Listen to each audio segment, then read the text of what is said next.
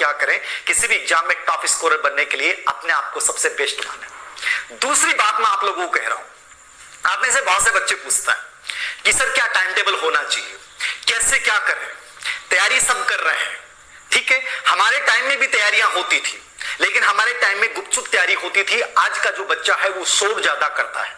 आज का बच्चा क्या करता है, बातें ज्यादा करता है, तैयारी कम करता है, शो ऑफ ज्यादा करता है, मेहनत कम करता है। मैं आपको यही कहूंगा, तैयारी करने के लिए, टॉप स्कोरर बनने के लिए बताने की आवश्यकता नहीं कि मैं कितने घंटे पढ़ रहा हूं, किसी को शो ऑफ करने की आवश्यकता नहीं कि मैं क्या पढ़ रहा हूं। शांति के साथ एकांतवास में जाके ऐसी पढ़ाई करो किसी को पता नहीं चले कि क्या कर रहा है। ये पागलपन है, ये लाना पड़ेगा। ये नहीं लाओगे, जितना शॉप करोगे। मैं 8 घंटे पढ़ा, 12 घंटे पढ़ा, मैं 8 और 12 घंटे मायने नहीं रखते टॉप स्कोरर के लिए। मुझे आज भी याद है कि मैं 12वीं क्लास में 19 घंटे स्टडी की, ईमानदारी से कह रहा हूं, मेरे हाथ में मार्कर है, 19 घंटे स्टडी किए मैंने, आज भी दावे के साथ कहता हूं। और जब मैं किसी कंपटीशन में उतरता हूं, 2018 तक की ताकत बता रहा हूं आप लोगों को, मैं आज भी कह रहा हूं कि ताकत अपने अंदर इतना पैदा करो कि घंटे कभी कम नहीं पड़ते हैं, घंटों में कभी थकान नहीं होती। मैं तो कहता हूं 6 घंटे पढ़ के भी सिलेक्शन ले सकते हो, 12 घंटे पढ़ के भी सिलेक्शन ले सकते हो। जब तक आपको आनंद आता है तब तक पढ़िए। किसने क्या कहा है वो मायने नहीं रखता है, मायने रखता है कि मैं चाहता क्या हूं साहब, मैं चाहता क्या हूं। टॉप स्कोरर मुझे बनना है, जितना पढ़ने में मुझे आनंद आ रहा है, जितना अच्छा मुझे फील हो रहा है, मुझे पढ़ना है। ये हमेशा इस चीज को याद रखिए। एक आप में से तीसरा सवाल होता है बच्चों का, नॉर्मली सवाल होता है आप में से कि सर नोट्स बनाएं कि नहीं बनाएं। ये नोट्स यदि किसी के बने बनाए मिल जाएं तो क्या करें। टॉप स्कोरर वाले बच्चे की बात कर रहा हूं, आज मेरा पूरा वीडियो टॉप स्कोरर बच्चों के ऊपर है। वो कभी भी दूसरों का नोट्स पे विश्वास नहीं करेगा। विश्वास करना है जिंदगी में, एक ही बात याद रखना, खुद पे विश्वास करना, दूसरे पे मत करना, क्योंकि दूसरे आपको गिराने की कोशिश करेंगे। आप हजारों ग्रुप्स बने हुए हैं यूट्यूब, फेसबुक के ऊपर, हर व्यक्ति में पीडीएफ डाली जाती है कि साहब मेरी पीडीएफ पढ़ो, मेरी पीडीएफ पढ़ो, मेरी पीडीएफ पढ़ो। जिंदगी में याद रखना, धीर सिंह सर आपके सामने खड़े हैं, असिस्टेंट प्रोफेसर भर्ती परीक्षा का लास्ट मैंने जस्ट एग्जाम दिया है। राजस्थान में शेखावाटी संभाग में मेरी पहली एक प्रकार से रैंक थी, वैसे राजस्थान में 7वीं रैंक थी। मैं गवर्नमेंट जॉब के साथ, मैं कह रहा हूं आप में से कहते हैं लोग क्या कर सकते हैं, कुछ भी कर सकते हैं। मैं गवर्नमेंट जॉब करता था, स्कूल लेक्चरर था, बोर्ड एग्जाम में मैं एसीएस था, अतिरिक्त केंद्र अधीक्षक था। लेकिन एसीएस होने के बावजूद मैं पेपर वगैरह वितरित करवाने के बाद बीच में 1.5 घंटा मिलता था, मैं 1.5 घंटे चुपचाप बाहर नहीं निकलता था, चुपचाप मैं किताबें पढ़ता था, राउंड भी लगाता था लेकिन किताब पढ़ता था। ये समर्पण आप में होना चाहिए। आप किसी भी पोस्ट पे हो, कोई फर्क नहीं पड़ता है। आप में से बहुत से बच्चे बेरोजगार हैं। मैं वो पेपर लेने के बाद झुंझुनू आता था, क्लास लेता था, कोचिंग में साइकोलॉजी पढ़ाता था, ठीक है। एग्जाम में हिस्ट्री से कर रहा हूं, साइकोलॉजी वैकेंसी नहीं आती, ठीक है। घर पे आके पढ़ रहा हूं, कैसे मैनेज कर रहा हूं मैं। मोटरसाइकिल थी, चलो आजकल तो गाड़ी हो गई, अलग बात है। मोटरसाइकिल पे 50-70 किलोमीटर का अप डाउन करना, जाना, गर्मी, धूप, सर्दी, और फिर वापस भागना, और उसी के 20 मिनट बाद में घर पहुंचते ऐसा नहीं कि थक गया, किताब लेके दोबारा शुरू हो गया। मैं एक अपना प्रकरण बताऊंगा आप लोगों से, जो बच्चे कहते हैं कि साहब टॉप स्कोरर कैसे बने। मैं अपने एक दोस्त के मित्र के पास गया, वो एक अच्छी पोस्ट पे थे। मैंने उनसे कहा कि मैं आपसे सिलेक्शन सहायता लेना चाहता हूं, मुझे बताइए। ये तैयारी करने से पहले, स्कूल लेक्चर बनने से पहले ही कहानी। मैंने कहा कि मुझे आपका स्टडी रूम देखना है। आपको बड़ा अजीब होगा जान के, उस महोदय ने कहा नहीं मेरा स्टडी रूम तो आज तो मेरी वो जो लोक है वो चाबी मेरे पास नहीं है। मैं समझ गया उनकी बात। ये दुनिया है, याद रखना। उन्होंने इसलिए मना कर दिया कि उन्हें ये नहीं पता चल जाए कि मैं क्या किताबें पढ़ रहा हूं, वो किताबें वो भी लेके आ जाएंगी। ये दुनिया का वास्तविक चरित्र है, याद रखना। कोई नहीं चाहता कि आप जिंदगी में आगे बढ़ें आपके सिवा। और मैं इसलिए कह रहा हूं, आप दूसरे पे विश्वास कैसे कर सकते हैं, उसने कैसे नोट्स बनाए, दूसरे की बातों पे विश्वास कैसे कर सकते हैं। विश्वास कीजिए, जब तक अपने आप को तपाओगे नहीं तब तक टॉप स्कोरर नहीं बनोगे, कभी नहीं बनोगे टॉप स्कोरर। जब तक ये ग्रुप्स के पीडीएफ पढ़ते रहोगे कभी टॉप स्कोरर नहीं बनोगे। मैंने आज तक किसी ग्रुप्स के और दूसरे की किसी के नोट्स नहीं पढ़े, ईमानदारी से बोल रहा हूं, और ना मैं जिंदगी में पढ़ूंगा। अरे यार, मेरे से बेटर कौन हो सकता है? मैं दूसरे के नोट्स को बेटर कैसे मान सकता हूं? मेरे से बेटर कोई नहीं हो सकता। याद रखना हमेशा जिंदगी में इस चीज को कि मैं बेटर हूं और मैं अपने नोट्स बनाऊंगा। बाकी मैंने कभी नोट्स बनाए नहीं है, मैंने सिर्फ किताबों से स्टडी की। और मैं आज भी आपको कहता हूं कि शुरुआत कीजिए बुक्स के साथ कीजिए, बुक से बेटर कुछ नहीं हो सकता। और वो बुक्स अच्छी हूं, और बुक्स कोई 1000 बुक्स लाने की आवश्यकता नहीं है। कुछ बुक सिलेक्ट कीजिए और उन बुक्स को बार बार रिपीट कीजिए। जिंदगी में सिलेक्शन लेना है, ये टॉप स्कोरर की रणनीति है। आपको हजारों लोग मिलेंगे, हजारों मार्गदर्शन मिलेंगे, हजारों गाइड करने वाले मिलेंगे। सिलेक्शन वाले सिलेक्शन लेने के बाद भी व्यक्ति झूठ बोल देगा कि मैंने साहब 20 किताबें पढ़ी, मैंने 10 किताबें पढ़ी। मैं कहूंगा टॉप स्कोरर बनना है। मैं आज इस सच्चाई को जानता हूं, मैंने देखा है लोगों को। ये अपने अनुभव से सीखा है लोगों को। सब लोग झूठ बोलते हैं। सिलेक्शन और टॉप स्कोरर बनने के लिए हजारों किताब पढ़ने की आवश्यकता नहीं है। एक अच्छी किताब उठाइए और उस किताब को 10 बार पढ़िए।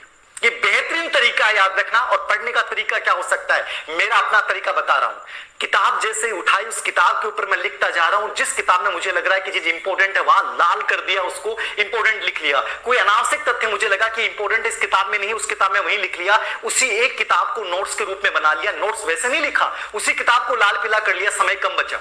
3 महीने, कोई भी बच्चा कहता है कि साहब 3 महीने में टॉप कर सकते हैं। मैं कहता हूं कि तैयारी के लिए 60 डेज, 60 दिन जो अंतिम बचते हैं वो सबसे बेहतरीन होते हैं। याद रखना, 3 महीने तो बहुत होते हैं। 3 महीने में दुनिया के किसी भी कंपटीशन को टॉप लेवल पे क्रैक किया जा सकता है। मैंने किया है और मैं दावा करता हूं आप कर सकते हो।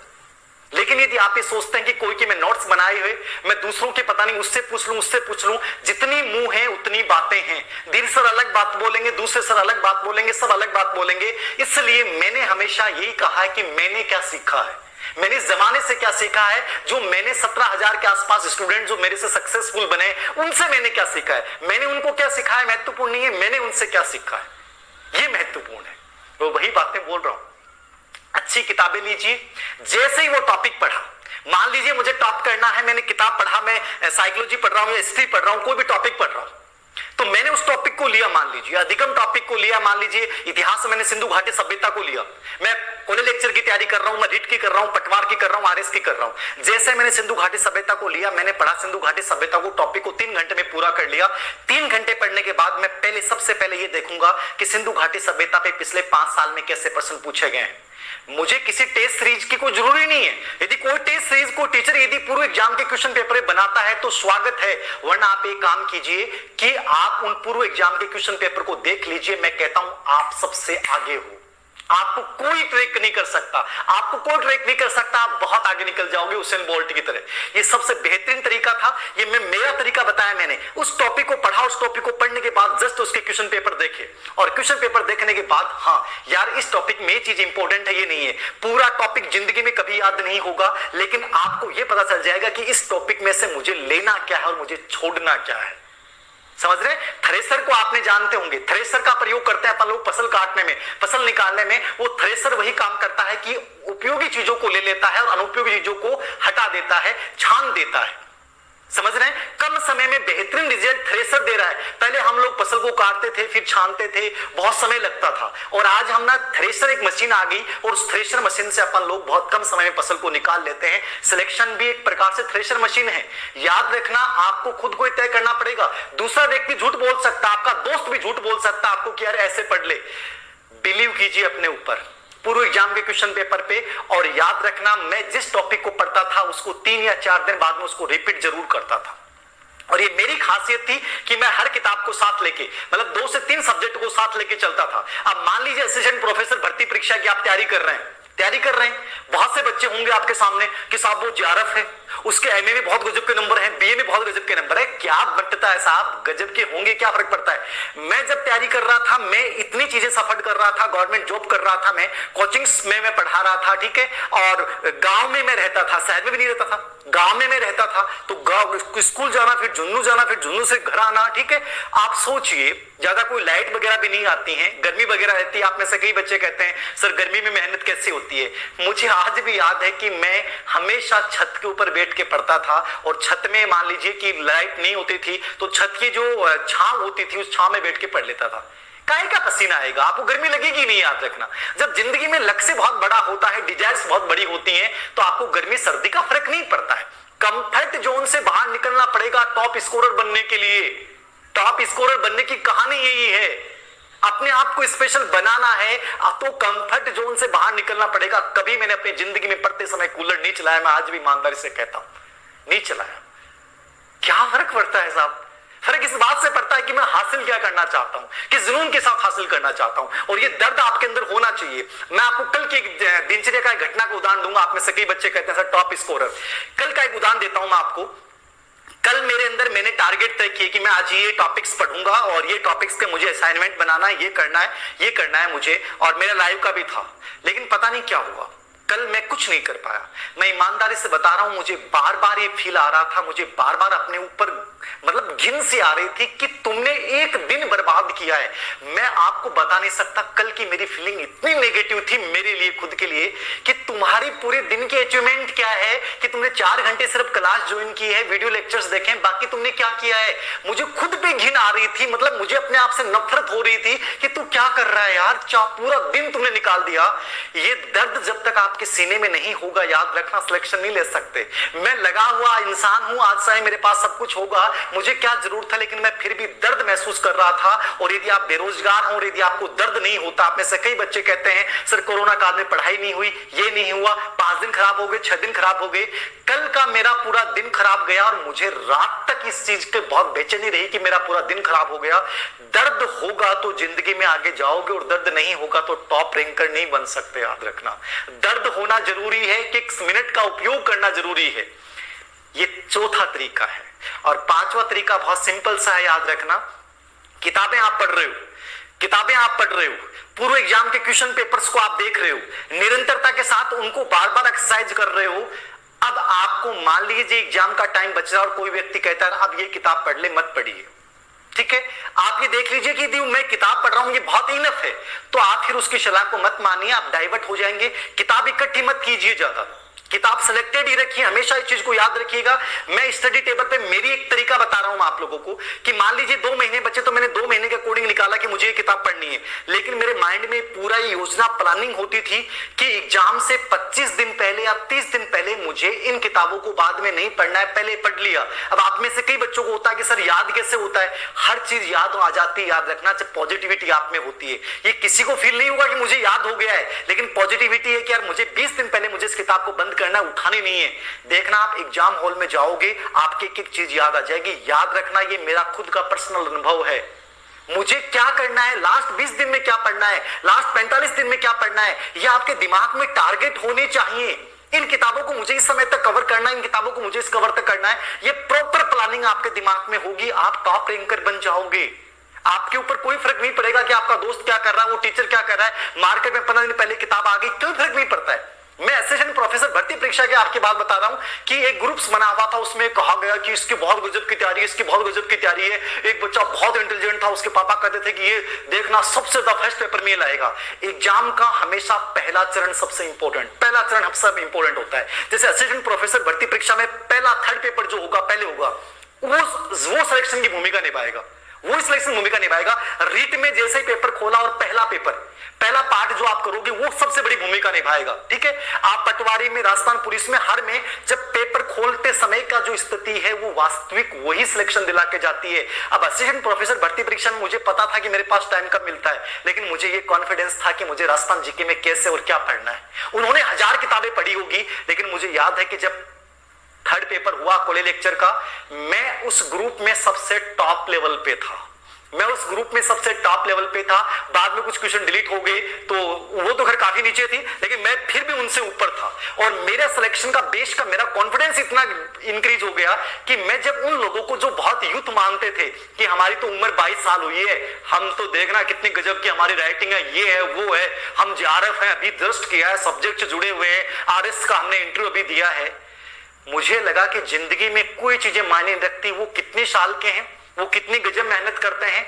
आप अपनी एक रणनीति बनाइए, अपनी एक प्लानिंग कीजिए, निर्धारित बुक्स पढ़िए। उन्होंने 1000 किताब पढ़ी होगी, मैंने सिर्फ सिलेक्टेड 2 या 3 किताबें पढ़ी और मैं टॉपर था 3rd पेपर में उस ग्रुप के अंतर्गत। और बाद में उस सब्जेक्ट में भी गजब का आया, ठीक है, सब्जेक्ट में भी गजब का आया। तो कहने का मतलब यह है कि पूरा गेम जो है वो आपकी प्लानिंग पे डिपेंड करता है, आपकी बुक्स कौन सी उन पे डिपेंड करता है, और बाद में उन्हीं बुक्स के साथ लगातार उस निरंतरता को बनाए रखना, उस एक्सरसाइज को बनाए रखना। और स्मार्ट स्टडी तो आपको करनी पड़ेगी, टॉप स्कोरर बनना है। तो स्मार्ट स्टडी का मैंने आपको तरीका बताया। मैं धीर सिंह सर कहते हैं महत्वपूर्ण नहीं है, धीर सिंह सर क्या कहते हैं महत्वपूर्ण नहीं है, याद रखना। स्मार्ट स्टडी क्या कहती है, स्मार्ट स्टडी का कोई फार्मूला नहीं है। स्मार्ट स्टडी आपको अपने अनुभव से आएगी। जब आप पेपर देखा, आपने टॉपिक देखा, तो पूरे एग्जाम के क्वेश्चन पेपर उठाया आपने और देखा कि यार इस टॉपिक में चीज इंपॉर्टेंट है, ये चीज आपको खुद को एनालिसिस करनी है, ये खुद को एनालिसिस करनी है। आप में से बहुत से बच्चे यूट्यूब के ऊपर बहुत सारे वीडियो देखते होंगे, वो एनालिसिस करवा रहे हैं, वो अधिकतर एनालिसिस करवाते हैं, उन्होंने खुद ने कभी कॉम्पिटिशन का एग्जाम नहीं दिया, वो क्या एनालिसिस करेंगे। अरे आप खुद अपना एनालिसिस कीजिए ना, आप खुद अपने पूरे एग्जाम पेपर देखिए ना, वो आपके सामने 20 नए पर्सन लेके आ गए और आप कंफ्यूज हो जाओगे, यार राजस्थान कला संस्कृति में ये पर्सन तो पढ़ा ही नहीं यार, कहां से लेके आए। आपके दिमाग में टेंशन शुरू हो गई, आप उस पर्सन के चक्कर में कुछ नई किताबें लाने की कोशिश करोगे, आप अपने वास्तविक मकसद से भटक चुके हैं। अरे उस इंसान ने जिसने पढ़ाया उसने कौन सी कंपटीशन एग्जाम क्रैक किया पता है आपको? नहीं पता है। वो एक नया पर्सन लेके आया, पता नहीं कहां से लेके आया, जो कभी एग्जाम में नहीं आया, और आपको लगा यार मेरी तैयारी बकवास है। इसलिए मैं हमेशा कहता हूं कि जिंदगी में हमेशा याद रखना, एक वे में चलिए। जिस किताबों को सिलेक्ट कर लिया उन किताबों पे विश्वास रखिए, उन किताबों के पूर्व एग्जाम से क्वेश्चन पेपर का अभ्यास कीजिए, निरंतरता रखिए। जितने लोगों से मार्गदर्शन लोगे उतने कंफ्यूज होते जाओगे। मुझे किसी ने मार्गदर्शन नहीं दिया, 2-3 के पास गया था और दोनों तीनों बार मुझे नकारात्मक अनुभव मिला। तब मैंने सीखा कि जिंदगी में खुद अपने आप से सीखो, खुद अपनी गलतियों से सीखो। और इसलिए मैंने कहा कि मुझे 5 साल लगे पहले एग्जाम को, लेकिन फिर हर अगले एग्जाम में मैंने टॉप रैंक के साथ स्थान अर्जित किया, क्योंकि मेरे अंदर इतना कॉन्फिडेंस आ गया था कि दुनिया की तरफ देखने की आवश्यकता नहीं है। तुम्हारे अंदर वो ताकत है, तुम्हारे अंदर वो ताकत है कि तुम इस लॉइन को हरा सकते हो। याद रखना, तुम्हारे अंदर वो ताकत है कि तुम इस लॉइन को हरा सकते हो। यह एहसास मुझे 2010 में हो चुका था, और 2010 के बाद मैं किसी कॉम्पिटिशन में सफल नहीं हुआ। याद रखना, नहीं हुआ, क्योंकि मुझे पता चल गया था कि किसी कंपटीशन को हराने के लिए सबसे बड़ी ताकत आपके अंदर, खुद के अंदर है। और इस चीज को याद रखना, मैं आपको यही कह रहा हूं। आज टॉप स्कोरर बनना है, टॉप रैंकर बनना है, आईएएस बनना है, आरएस बनना है। याद रखना, उस जमाने की तरफ मत देखिए जो जमाना खुद भ्रमित है।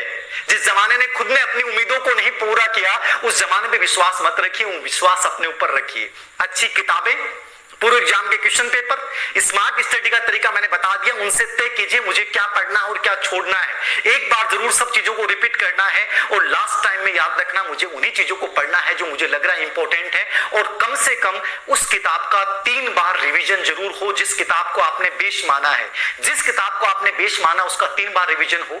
यह टॉप स्कोरर बनने की सबसे शानदार रणनीति है। दुनिया के हर एग्जाम को क्रैक कर जाओगे, हर एग्जाम को क्रैक कर जाओगे। और ये कभी मायने नहीं रखता, याद रखना, कि आप किस पृष्ठभूमि से आए हो। याद रखना, आपके धीर सर बहुत कमजोर पृष्ठभूमि से आए हैं, लेकिन धीर सर का एक ही इरादा था कि जिन लोगों ने दिखाया है, जमाने ने दिखाया है कि इस जमाने में कोई किसी का नहीं होता, इसी से मैंने सीखा है कि उस जमाने को अपना हुनर दिखाना पड़ेगा। और हुनर दिखाना है तो ये ताकत पैदा करनी पड़ेगी कि सामने वाला कितना ताकतवर है, उसकी ताकत से नहीं डरना है। अपने अंदर इतनी ताकत पैदा कर लेनी है कि वो सामने वाला अपनी ताकत का होश खो बैठे, उसे लगे कि यार जंगल का राजा तो मैं था, इसमें इतनी ताकत कहां से आई। ये उसको एहसास करवा दो।